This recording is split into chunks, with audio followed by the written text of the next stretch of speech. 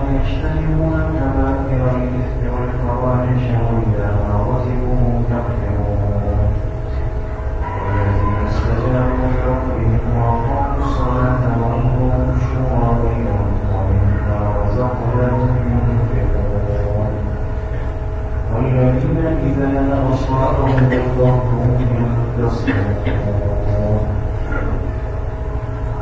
صدق الله العظيم. سورۃ الشورى کی نمبر 36 سے آیت نمبر 39 تک 4 آیتیں آپ حضرات کے سامنے تلاوت کی گئی. گزشتہ کل کے درس میں یہ بات چل رہی تھی کہ اس دنیا میں انسان جو بھی بدعملی کرتا ہے، جو بھی گناہ کرتا ہے، جو بھی نافرمانی کرتا ہے، اللہ کو ناراض کرنے والا کوئی کام کرتا ہے اور ہو صاحب ایمان، مومن مسلمان ہو، تو اس کے نتیجے میں لازماً اللہ پاک اس پر دنیا کی کوئی تکلیف آزمائش بھیج دیتے. اور اس کا مقصد ایک تو یہ ہوتا ہے کہ اسے تنبیہ ہو جائے، اللہ پاک کی طرف لوٹ آئے، احساس ہو جائے. اور دوسرا مقصد یہ بھی ہے کہ گناہ کی سزا دنیا میں مل گئی، یہ بھی بہت بڑی خیر ہے کہ معاملہ دنیا میں ختم ہو گیا، اور وہ سزا بھی ایسی ہوگی کہ جو بہرحال جیسے بھی ہے قابل برداشت ہے، تکلیف ہے، گزر جائے گی. آج کی جو آیات ہے اس میں اللہ پاک نے انسان کو 2 باتیں سمجھائی ہیں. ایک ہے تزہید عن الدنیا اور ایک ہے ترغیب الی الآخرہ. اور کیجئے گا دوستو، زہد کا لفظ آپ نے سنا ہوگا، زہد، زا ہا اور دال، زہد. زہد کے معنی آتے ہیں اعراض کرنا، بے رغبتی. ایک چیز آپ کو اپنی طرف بلائے لیکن آپ کو پتہ ہے کہ یہ چیز نقصان دہ ہے، آپ اس کو نظر انداز کر دیں، اگنور کر کے چلے جائیں، اس میں اپنا شوق اور اپنی رغبت ظاہر ہی نہ کریں. یہ زہد ہے. مومن کو ترغیب دی گئی کہ یہ دنیا کے بارے میں، دنیا میں مبتلا ہونے کے بارے میں اپنے آپ کو زاہد بنا دے، اس میں اتنا ابتلا نہ کرے کہ اللہ سے ہی غافل ہو جائے. دوسری چیز ہوتی ہے ترغیب الی الآخرہ. لیکن اسی مومن سے تقاضا یہ ہے کہ آخرت کے بارے میں، آخرت کی زندگی کے بارے میں اپنے آپ کو 100% تیار رکھے. ہر وقت اس کی طلب، اس کی جستجو، اس کی رغبت، اس کا شوق، اس عالم کی تیاری ہم پر ایسے ہو کہ جیسے ہمارا مقصد ہی ہے. تو کثرت دنیا سے بے رغبتی اور آخرت کی نعمتوں میں 100% رغبت، یہ اللہ پاک اپنے بندوں سے چاہتے ہیں. اور جو بندے اس قسم کے ہوں کہ جن میں واقعی یہ علامات ہو، وہ کس طرح کے ہوتے ہیں، وہ اللہ نے ان آیات میں ذکر فرمائے. ان آیات کا ترجمہ ہے فَمَا أُوتِيتُم مِّن شَيْءٍ فَمَتَاعُ الْحَيَاةِ الدُّنْيَا. جو کچھ بھی تمہیں دیا گیا، جو کچھ بھی، شیئن، کچھ بھی، جو بھی دیا گیا، وہ دنیا کی زندگی کا متاع ہے، سامان. متاع کہتے ہیں اس چیز کو جس پہ انسان اپنی ضرورت پوری کر لے. جیسے مثال کے طور پہ کوئی بیت الخلاء جاتا ہے تو آپ نے دیکھا ہوگا کہ پانی کی ضرورت تو پڑے گی. اب آج کل تو پانی کی لائنیں آئی ہوئی، لیکن جیسے اجتماع ہے، اب اجتماع میں جانے والے اندر پہلے پانی نہیں ہوتا تھا تو ساتھ کیا لے کے جاتے تھے؟ جی لوٹا. ایک لوٹے میں پانی بھر دیا، اندر چلے گئے. ایک لوٹا ہوتا تھا نا، یا 2 کین اندر لے جا رہے ہیں، ایک لوٹا. یہ متاع ہے، اتنی ضرورت کا سامان جو کفایت کر جائے. اب اللہ پاک کیا فرما رہے ہیں؟ عجیب انداز ہے. جو کچھ بھی دنیا تمہیں دے دی جائے، سمجھ جاؤ یہ متاع ہے، ایک ضرورت کے بقدر چیز ہے، اس لیے کہ ہمیشہ تو اس نے چلنا نہیں تمہارے ساتھ. لیکن وما عند اللہ، جو اللہ کے پاس آخرت کا ہے، خیر، وہ زیادہ بہتر بھی ہے، یعنی معیار میں، کیفیت میں، وہ ابقا، اور زیادہ دیر پا بھی ہے کمیت میں، للذین آمنوا، لیکن وہ آخرت کی نعمتیں کن کے حصے میں آئے گی؟ فرمایا ان لوگوں کے لیے جو ایمان لائے۔ یہ تو کم سے کم درجہ ہے، اس لیے کہ ایمان کے بغیر تو جنت میں انسان جا ہی نہیں سکتا نا۔ تو جنت میں داخلے کی بنیادی شرط اور شرط اولی وہ تو ایمان ہے، لیکن پھر جنت کی نعمتوں کے جو درجات ہیں، اوپر کی طرف کا سفر، وہ کیسے ملے گا؟ فرمایا پھر وہ ایمان والے وعلی ربہم یتوکلون، ان کی ایک نشانی یہ ہے کہ وہ اپنے رب پہ ہر حال میں بھروسہ رکھتے ہیں، توکل۔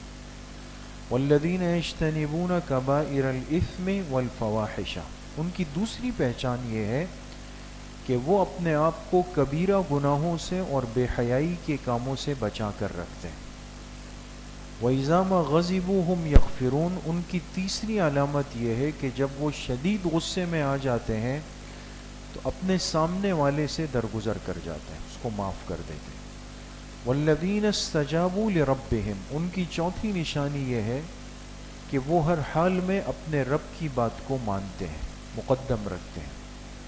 وَأَقَامُوا الصَّلَاةَ، ان کی پانچویں نشانی یہ ہے کہ وہ نماز کو قائم کرتے ہیں۔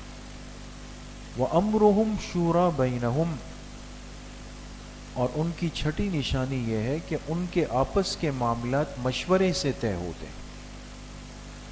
وَمِمَّا رَزَقْنَاهُمْ يُنْفِقُونَ، ان کی ساتویں علامت یہ ہے کہ ہمارے دیے ہوئے رزق میں سے خرچ کرتے ہیں۔ وَالَّذِينَ إِذَا أَصَابَهُمُ الْبَغْيُ هُمْ يَنْتَصِرُونَ، اور ان کی آٹھویں اور آخری علامت یہ ہے کہ اگر ان پر کوئی ظلم، زیادتی، تجاوز کر جائے تو ہم ینتصرون، انہیں حق دیا جاتا ہے کہ یہ اپنا بدلہ لے سکتے ہیں، بدلے کی اجازت ان کو دے دی جاتی۔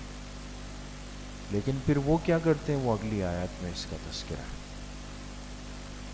تو یہ میرے دوستوں بزرگوں، یہ اللہ پاک کے ہاں معیار یہ ہے کہ انسان کے دل میں دنیا کے بارے میں زہد ہو اور آخرت کے بارے میں رغبت ہو۔ زہد کا مطلب جیسے میں نے آپ سے عرض کیا کہ انسان دنیا کے اسباب کو اپنے اوپر غالب نہیں کرے، اپنے اوپر مسلط نہیں کرے، ہر وقت یہ سوچ نہیں ہو کیا ہوگا، کیسے ہوگا، کتنے میں ہوگا، کب تک ہوگا، کب آئے گا، کب جائے گا۔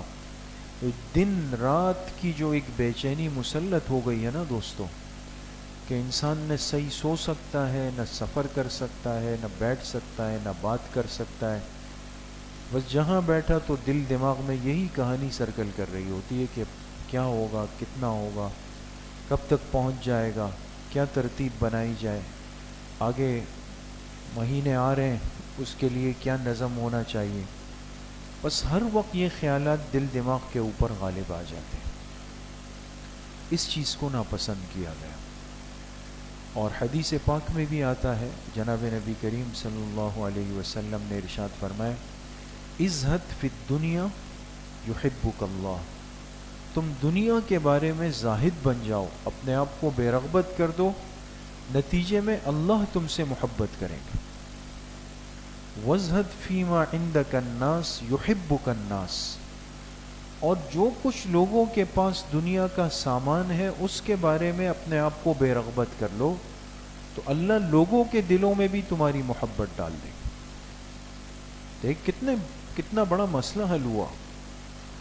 اگر ہم یہ چاہتے ہیں کہ اللہ کی محبت بھی ہمیں مل جائے اور اللہ کے مخلوق کی محبت بھی مل جائے، تو فرمایا زہد، قناعت اپنے اندر پیدا کر لو دنیا کے بارے میں، تو اللہ کی محبوبیت ملے گی۔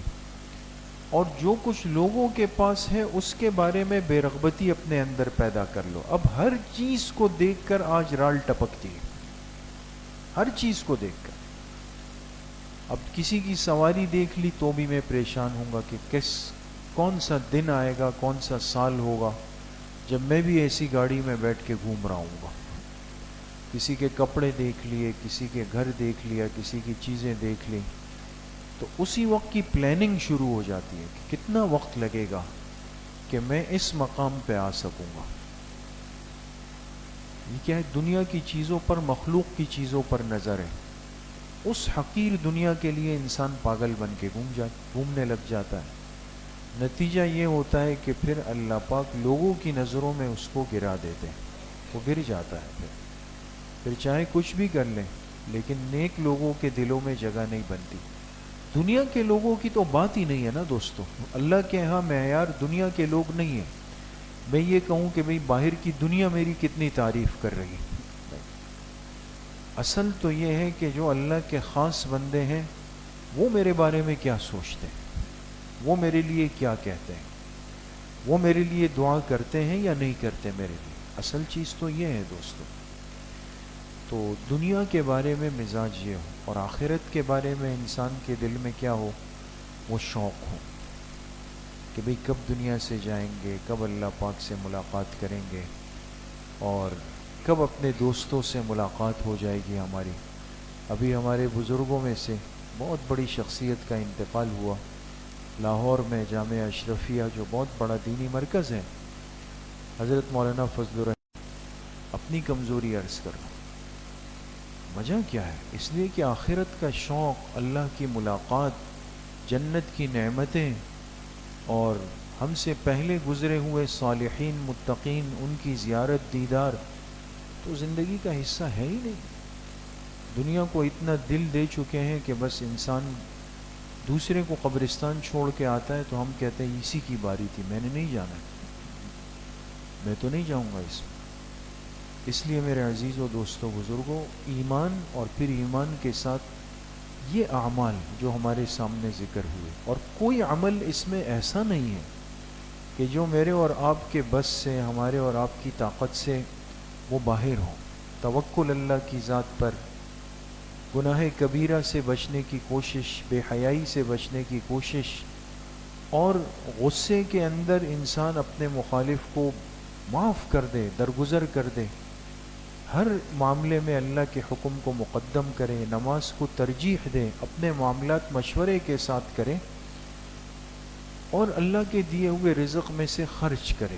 اور اگر کوئی ظلم زیادتی کر لے تو میرے پاس حق ہے کہ میں بدلہ لے سکتا ہوں، لیکن اس صورت کے اندر بھی میں معاف کر دوں. یہ سارے وہ کام ہیں جو میرے اور آپ کے بس میں ہے، اختیار میں اللہ پاک نے دے دی. لیکن اگر اس طرح جائیں گے تو اللہ کی بہت بڑی نعمتیں دوستوں منتظر ہیں. کوشش کریں گے انشاءاللہ. اللہ کریم مجھے بھی آپ سب کو صحیح عمل کی توفیق نصیب فرمائے. الحمدللہ رب العالمین والصلاة والسلام علی سیدنا.